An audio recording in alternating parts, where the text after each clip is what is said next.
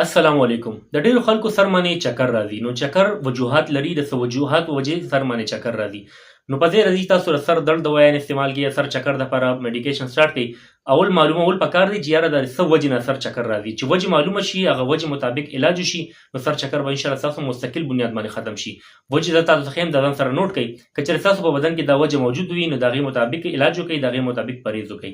په سر باندې چکر راتلو خړومبۍ چې کوم وجه ده، هغه پریشاني ده. ډېر زیات خفګان کول دي، سوچونه کول دي. کوم خلک ډېر زیات سټرس اخلي او پریشانه اوسېږي، نو د هغې په سر باندې چکر راځي. دویم چې چا په سر باندې ګزار خوړلی، هغې باندې هم چکر راځي. دریم چې چا بدهضمي وي، خېټه سخته وي، بدهضمي وي، معدې ډېر زیات ګیس جوړوي، نو د هغې په سر هم چکر راځي. دغسې که چا هاي بلډ پریشر وي، فشار یې ډېر زیات سیوایي، نو په هغې باندې هم سر چکر راځي. په زنانو کې د لیکوریا مسلې وي یا د حیض مسلې وي، حیض ابنارمل وي، مخکې وروسته کېږي، نو په هغې باندې هم په سر باندې چکر راځي. دغسې څوک ډرګ استعمالوي، نشه آور څیزونه استعمالوي، په هغې باندې هم سر چکر راځي. کله چا بدن کې د وینې کمې وي، دا هم یو غټه وجه ده چې په هغې په سر باندې چکر راځي. ناست وي یکدم پاسي، نو سر پرې تاو شي او سترګې ته ستوري ستوري راشي، نو دغه خلک چې کوم دي، نو دغه هم د وینې کمي ښکار دي. دغه سر چکر راتله چې کوم دي، دا د وینې د کمي سر راځي. د چا خېټه سخته وي، قبض وي، هغه باندې سر چکر راځي. د چا نزله زکام وي، نو په هغې هم چکر راځي. یا د غوږونو څه مسلې وي د چا، نو په هغې هم د سر چکر راځي. دغسې د چا نظر کمزوری وي یا سترګو کې څه مسلې وي، نو په هغې باندې هم د سر چکر راتلی شي. دغه وجوهات دي، دا تاسو ځان سره یاد ساتئ. که چېرې دې کې یو وجه هم موجوده وي، نو د هغه وجې علاج وکړئ، انشاءالله ستاسو سر چکر به ختم شي. اوس که دا وجوهات چې کوم ما ذکر کړه، دې کې یو هم موجود وي، نو د هغې حل زه تاسو ښیم. که چېرې ستاسو کې د وینو کمې وي، وینه مو کمې وي، نو هغې لپاره کوشش وکړئ چې یو ټېسټ دی، سی بي سي ټېسټ وکړئ. په هغې کې به ډایګنوزینګ وشي، تشخیص وشي چې یاره وینه کمه ده. که وینه کمه وي، دې لپاره سپلیمنټ راځي، هغه تاسو استعمال کړئ. دغسې ښه خوراک کوئ. ښه خوراک کې مثال انځر شولو او وسکي شولې او خرماڼۍ شولې، دې سره وینه ډېره زیاته سیوا کېږي. پالکو ساک سره سیوا کېږي، او نور چې څومره صحتمند خوراک دی تاسو کوئ، نو ستاسو وینې کمې به انشاءالله برابر شي. چې د وینې کمې برابر شو، نو ستاسو سر چکر به هم ورسره ختم شي. که چېرې تاسو د وینې کمې نه وي، بیا هم سر چکر راځي، نو تاسو کوشش وکړئ چې خپل نظر چک کړئ. ځکه چې نظر تاسو چک کړی نه وي او بیا دوايان استعمالوئ، نو دا بهتر خبره نه ده.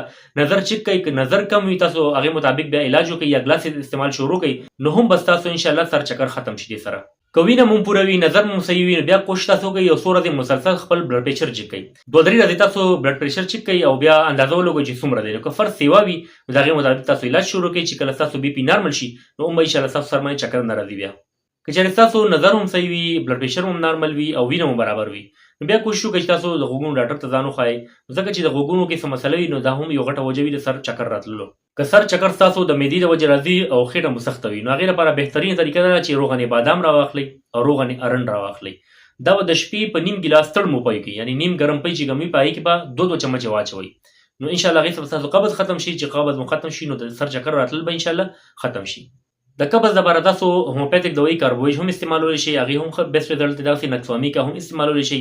که چېرې ستاسو د اعصابي کمزوري وي یا نزله زکام وي، هغې سره سر چکر راځي، نو هغې لپاره تریپل استخودوس ماجون راځي، هربل دي، هغه استعمال کړئ. ډېر زیات بیسټ رزلټ دی. هغې سره نزله زکام هم ختم شي، ورسره د اعصابي وجې چې کوم سر چکر وي، هغه هم ختم شي انشاءالله. او بل دا داسې دوايي نه چې دا هربل دی، جړی بوټي نه جوړ دي، سایډ افیکټ یې نشته، تاسو له زوره نه درکوي، او څه ټایم تاسو دوايي پرېږدئ، نو څه نقصان هم نه کوي انشاءالله.